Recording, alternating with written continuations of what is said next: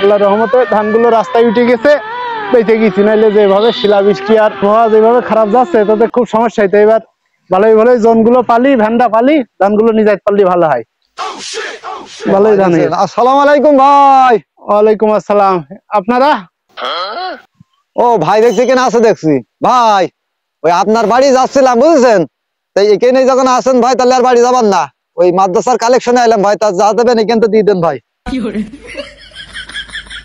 ও ভাই, ধান তো এবছর হয়নি বললেন। দেখেন একটা বালি ধান আছে সব চিটে হয়ে গেছে। ও খুব একটা ভালো জুতির হয়নি ধান। তা আপনারা আইছেন যখন তাহলে এক কাজ করেন, ধান তো দোয়ার মতো লাইন নেই, কয় টাকা দেওয়া যায় নেন, 50টি টাকা নিয়ে যান। এগিয়ে আসেন ভাই, টাকাটা নেন। টাকাটা নে। ধান খুব একটা জুতির হয়নি ভাই, ও আগায় কোনো ধানই নেই। যান, দোয়া করে দিন। আলহামদুলিল্লাহ, চলেন। হুজুর ভাই, কত বড় বাজপা ধান, এইবার যে ধান হইয়াছে ধানে ছড়াছড়ি না, বাইল দেখেছেন ধানে ছড়াছড়ি, অথচ বাজে ধান হয়নি। ও দেবে না মাদ্রাসার ধান না ভাই, চলেন ওই যাত্রা প্যান্ডেল হলেই বহুত দিত, আগে বাড়ান। আবা, ধান তো এখনো বান্দার মতন হয়নি।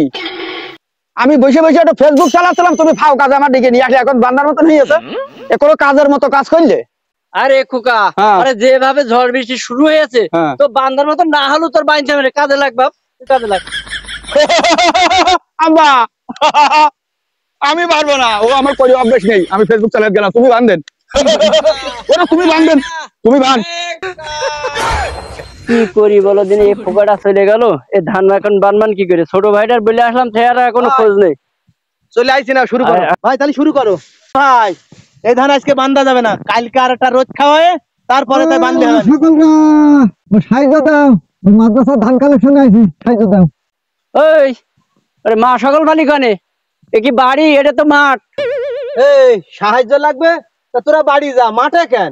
ওরে খোকা, বাড়ি গেলেই ঠিক মতন দেয় না, ওই মাদ্রাসার সাহায্য তুলতে আইছি খোকা। কি করবো, এতিম ছেলে পেলে পড়াশোনা করে, ও আসতে হয় বাপ, ওদের জন্য একটু কষ্ট করে আসতে হয়।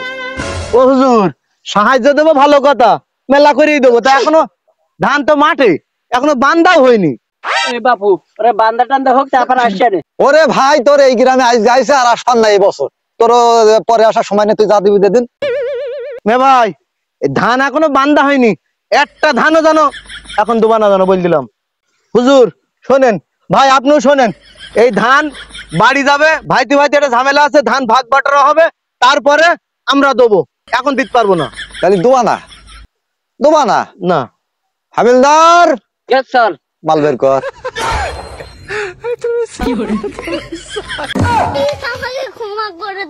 বাপু দাঁড়া দাঁড়া দাঁড়া, দে ছোট ভাই, দে দে দে দে।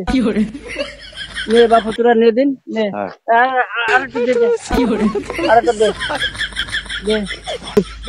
হুজুর এটা হাতে নেন, হুজুর এটা হাতে নেন, যান হুজুর, একটু দোয়া করে দেন, একটু দোয়া করে দেন।